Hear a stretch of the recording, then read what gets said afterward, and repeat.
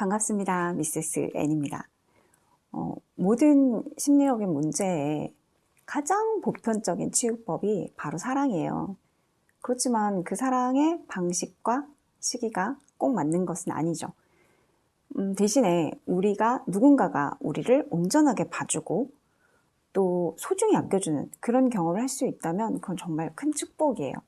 그런 경험은 나라는 사람이 있는 그대로의 모습 그 자체만으로도 충분하다는 사실을 깨닫게 하는 경험이기 때문에 굉장히 바람직하지만 일저샌드의 말대로 사실 세상 밖에 이런 사람들만 있는 게 아니거든요.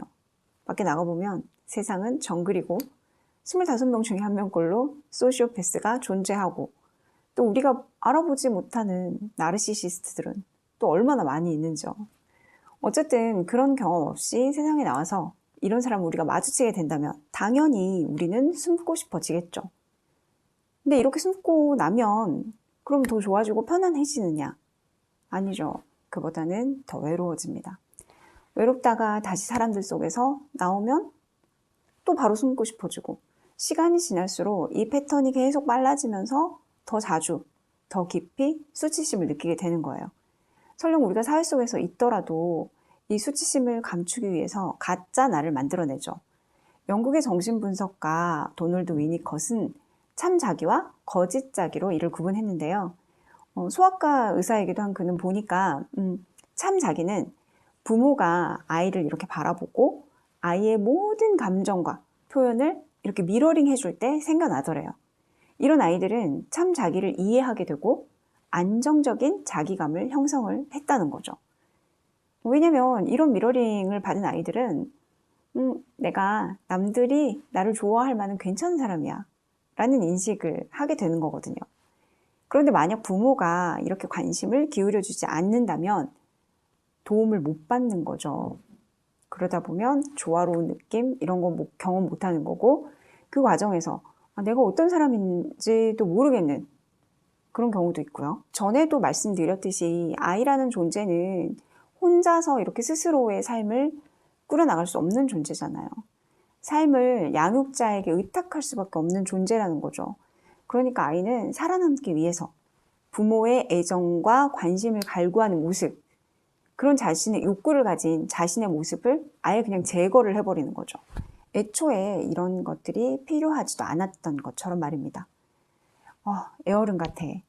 얘는 뭐든지 혼자서도 잘해. 이런 말 듣는 아이들이 실제로 있잖아요.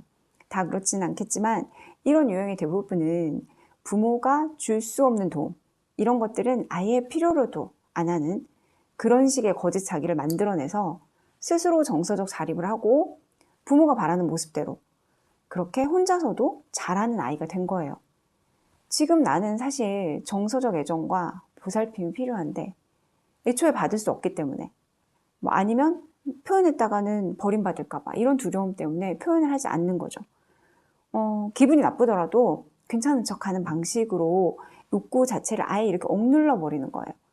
겉보기에는 쾌활하고 말도 많고 행복해 보이지만 실제 이들의 내면은 불행하겠죠. 타인과 감정 교류가 제대로 되지 않으니까요. 강하고 독립적이고 쿨해 보이는 사람처럼 보일 수는 있지만 그건 거짓 자기인 거예요. 자기가 어떤 감정을 느끼고 있는지, 무엇을 필요로 하는지 아예 알지 못한 채로 말입니다. 이게 습관이 되어버리면 스스로도 자신의 감정을 제대로 들여다보기가 어렵게 돼요. 내 감정을 느낀다는 것 자체가 불가능해지는 거죠. 거짓 자기가 자신을 대신하고 있어서 겉보기에 일상생활은 아주 멀쩡해 보이지만 마음에는 구멍이 송송송송 뚫려 있어서 뭘 해도 이렇게 어긋났다라는 기분이 들어요. 근데 사실은 살면서 우리가 사건이 없이 살 수는 없잖아요. 삶은 어찌 보면 정말 끊임없는 사건의 연속이거든요. 좋은 일이든 나쁜 일이든 말이죠. 그러다 나쁜 일을 만나게 됐을 때 이 거짓 자기는 나를 무너지게 만든다는 거죠. 조금만 더 버텨. 이 버티라는 말이 거짓 자기가 끊임없이 내 귀에 대고 속삭이는 말인 거예요. 지금 내 힘듦을 어디에도 드러내지 않고 올바른 방식으로 어떻게 해소시키지도 못하고 그렇게 버티다 보면 완전히 소진되거나 정말 생뚱맞은 방향에서 폭탄 터지듯이 이렇게 빵 하고 터지는 일이 발생을 하고 말아요. 누구의 삶이든 행복이 있고 행복과 불행이 있어요. 성공과 실패가 있고요. 이들은 동전의 양면처럼 이렇게 딱 붙어 다녀요. 근데 거짓 자기로만 살다 보면 불행이 왔을 때, 실패했을 때, 이럴 때 나 속상하고 너무 힘들어 뭐 이런 감정을 드러내고 그래 주변에서 뭐 이렇게 위로를 받고 자신의 상황과 감정을 이렇게 좀 이렇게 똑바로 직시를 하지 못하게 되는 거죠. 이렇게 감정을 억누르고 감정을 외면하고 그런 게 고착화되어 버리면 단단한 나무가 이렇게 한 번에 팍 부러지는 것처럼 고난이 오는 순간에 그냥 한 번에 팍 하고 부러져 버리고 마는 거예요.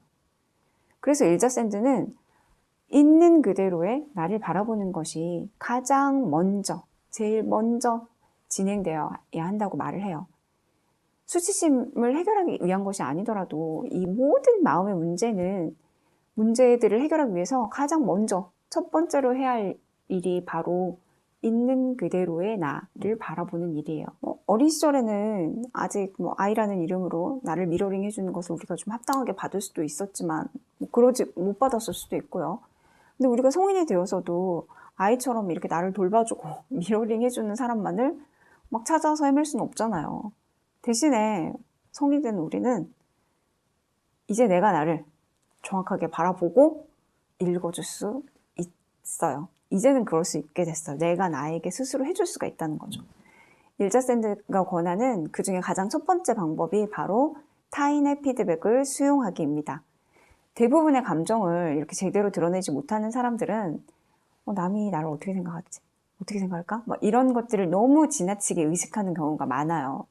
그러니까 그 부분을 조금 완화시키자는 거예요. 먼저 너는 나를 어떻게 생각해? 네가 보기에 나는 어떤 사람이야? 라고 물어보는 거죠. 물론 아무나 붙잡고 물어보시는 건 좀 그렇겠죠. 그래도 어느 정도 친밀한 사람에게 오늘 내가 숙제를 하나 하고 있는데 좀 도와줘 라고 하면서 이제 물어보는 거죠.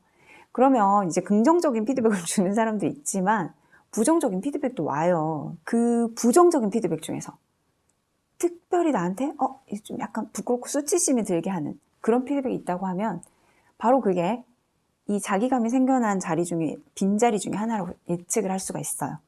그리고 이 부정적인 피드백을 준 사람하고 그 부분에 대해서 조금 더 이야기를 해보는 거죠. 물론 입이 안 떨어질 겁니다. 당신이 나를 그렇게 보고 있었단 말이야 하면서 입이 안 떨어질 수도 있죠. 그렇더라도 생각은 일단 접어두고 꾹 참고 실은 나도 그 부분이 좀 부끄러웠어 라고 하면서 말을 꺼내기 시작하면 냉정한 피드백을 했던 사람이 사실은 오히려 더 그랬구나 하면서 더 애정 어린 눈길로 바라봐주면서 따뜻한 조언을 건넬 수도 있다라는 거죠. 여기서 가장 중요한 것은 나에게 결핍이 존재한다는 사실을 깨닫는다는 거예요. 그걸 깨닫는 것만으로도 우리는 이 문제를 해결해 보려고 시도할 가능성이 높으니까요. 그리고 이제 또 다른 방법, 일자샌드가 권하는 두 번째 방법은 자신의 모습을 영상으로 촬영해 보라는 권유도 하죠. 남들과의 어떤 상황, 이런 것들을 이제 영상으로 한번 찍어서 다시 봐라 라는 걸 권했는데 솔직히 내 목소리를 녹음해서 듣는다거나 이런 촬영물을 본다는 건 끔찍합니다. 정말 끔찍합니다. 저 같은 경우도 차마 제 영상을 모니터링 하기가 굉장히 좀 소름 돋고 힘들어요. 내 얼굴이 저렇게 생겼었어? 하면서 이제 거울에서 보던 나와 완전히 다른 모습에 낯설어 하게 되죠. 저도 이제 얼마 전에 무반전 거울이라는 걸 사서 봤는데 제 얼굴이 이렇게 반듯해야 되잖아요. 이렇게 기울어져 있더라고요. 한 15도 정도. 어쩌겠습니까? 내 얼굴이 이렇게 생겼었구나. 남들이 보는 내가 이런 모습이었구나. 그렇게 조금씩 나에게 자주 보다 보니 익숙해지기도 하고 나라는 사람은 이렇게 웃지 않으면 상당히 무서워 보이는구나. 조금 더 자주 웃는 표정을 지어야 되겠다 라는 생각을 하게 되더라고요. 근데 이렇게 또 자기 얼굴을 들여다보는 거 말고 어떤 상황에서 찍은 영상을 보다 보면 의외로 이렇게 객관적으로 보니까 좀 괜찮아 보이는 내 모습이 발견되기도 하더라는 거죠. 내 태도가 좀 괜찮네. 내가 좀 예의 바르게 보이네. 이런 식으로.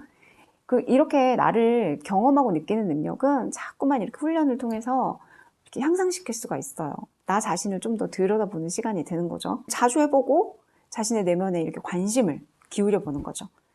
몸은 지금 좀 어떤지, 마음은 어떤 기분인지, 지금 내가 원하는 것이, 가장 원하는 게 무엇인지, 이런 질문들을 이렇게 거울을 보면서 스스로에게 해보는 거예요. 스스로에게 이제 질문을 하고 답을 하다 보면 좀 구체적이지 않은 답이 나올 때도 있어요. 그럴 때가 더 많아요. 그러면 또 다시 자세하게 묻는 거죠. 왜 그렇게 하고 싶은데? 왜 그게 좋은데? 라고 더 물으면 돼요. 그리고 내가 나에게 대답한 것들을 이렇게 하나씩 실현을 해보는 겁니다. 물론 실현 불가능한 것들이 있기도 하겠죠. 근데 그런 것들은 시간을 좀 더 길게 잡고 탐색하고 방법을 찾아보면 되죠.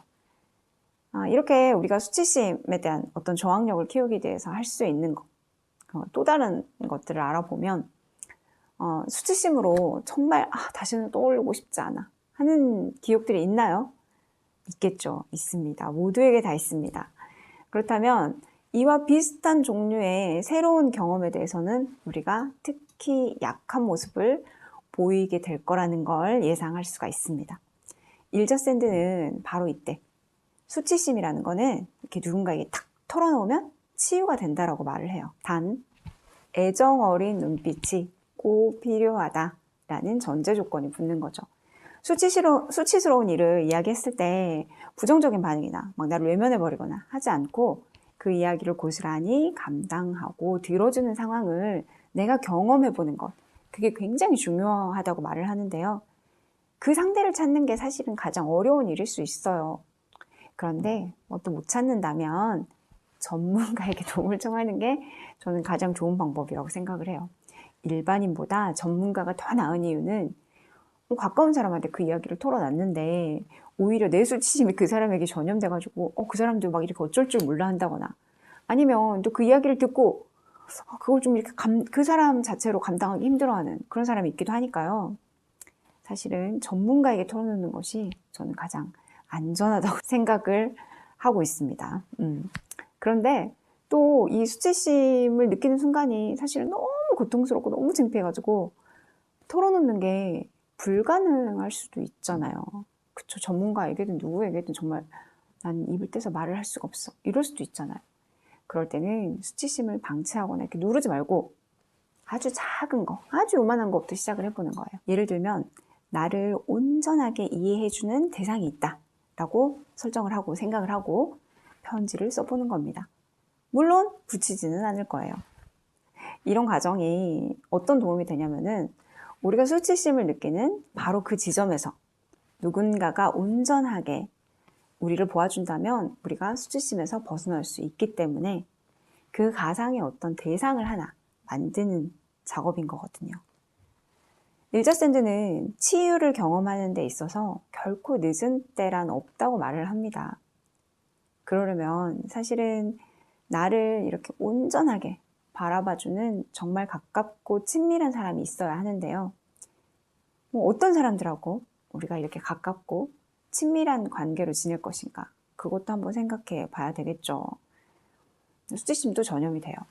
그러니까 수치심을 나만큼이나 이렇게 많이 갖고 있는 사람, 아니면 마음의 구멍이 나처럼 이렇게 많이 있는 사람, 이런 사람들하고 가깝게 지내다 보면 오히려 서로 수치심 막 이런 게 전염돼서 더 극심해질 수도 있어요. 그러니까 이왕이면 수치심을 조금 더 적게 경험하는 사람들, 또는 내가 좀 수치스럽게 여기는 일들, 그 수치심에 대한 거 다 아주 약간씩 미묘하게 다르잖아요. 그러니까 내가 수치스럽게 여기는 일들을 정말 마음 편히 이렇게 해내는 사람들, 그런 사람들 곁에 있어 보는 겁니다. 내가 결코 지지받아 본 적이 없는 그런 부분을 정말 편안하게 드러내는 사람을 지켜보는 것, 그 자체만으로도 사실은 자기감에 생긴 구멍에 대한 치료법이 될 수 있다고 해요. 특히나 좀 우리가 주의해야 될 게, 수치심에 대한 나의 어떤 그런 민감성을 이렇게 부당하게 착취하는 사람이 있다면 우리는 그들과의 관계에 있어서 분명히 이렇게 한계를 설정을 해야 해요. 이 한계 설정을 하기 위해서는 사실은 나 스스로를 먼저 내가 따뜻하게 이렇게 바라볼 수 있는 그런 시선을 가져야 되는데요. 우리가 수치심에 이렇게 억눌려 있는 상태가 있다 보면 내가 잘못됐다는 생각을 너무 쉽게 갖기 때문에 그러니까 내가 잘못된 것 같아. 이 느낌이 정말 지속적이고 끈질기게 들기 때문에 나를 그렇게 바라보기가 좀 어려울 수가 있죠. 하지만 중요한 딱 한 가지가 바로 나는 잘못이 없다입니다. 당신은 잘못이 없다입니다. 저는 이 당신 잘못이 아니에요 라는 이 말을 할 때마다 사실은 이렇게 막 피해자 코스프레를 완전 부지런히 하는 나르시시스트들이 그래 내 잘못이 아니야 하면서 막 자기 반성 안 하는 모습을 상상을 굉장히 많이 하거든요. 나르시시스트들은 정말 자기가 잘못되었다는 생각을 정말 1도 안 하는 사람들이니까. 그러니까 이 잘못이 당신 잘못이 아니야 잘못이 없어 라는 말은 이렇게 할게요. 수치심이 밀려올 때 내가 너무 이상해서 나만 잘못하고 있다는 생각, 내가 잘못됐다는 이 생각만을 막 이렇게 끊임없이 하고 있는 이런 분들에게만 하는 말입니다. 이럴 때 우리가 정신 차리고 이렇게 생각해야 할 것은 애정 어린 눈길로 나 자신을 바라보고 나한테 문제가 있는 게 아니라 예전에 뭔가 이렇게 결핍이 있었던 그것이 문제라는 거. 그걸 다시 한번 상기시켜야 돼요. 이걸 깨닫게 되면 사실은 수치심이 이렇게 슬픔으로 변해요. 과거에 겪었던, 내가 겪어야만 했던 그런 상실에 대해서 슬퍼지죠. 대신에 우리는 나 자신에 대한 어떤 존중을 얻을 수가 있어요. 그렇게 내 인생을 들여다본다면 아마도 이만큼 성장한 것에 대해서, 살아낸 것에 대해서 스스로도 자랑스럽고 대견한 기분이 들 거예요. 그리고 그렇게 나 자신을 사랑으로 대할 수 있게 되면 그 사랑이 주변에도 퍼져나가게 되겠죠. 일자샌드의 책에서는 스스로 점검해 볼 수 있는 이런 중간중간에 워크북 형식의 내용이 들어있어요. 그리고 맨 마지막에는 수치심 자가진단 테스트도 들어있거든요. 그러니까 이런 문제를 겪고 계신 분들이라면 꼭 직접 한번 읽어보시기를 권해드릴게요. 책도 얇거든요. 금방 읽을 수 있어요. 오늘은 수치심을 이겨내보기 위한 방법들에 대해서 이야기를 나눠봤고요. 어떠셨나요? 여러분의 이야기도 댓글로 들려주세요. 저는 다음 시간에 우리의 마음을 더 단단하고 탄성 있게 만드는 그런 이야기 준비해서 찾아뵙도록 할게요. 당신을 기다립니다.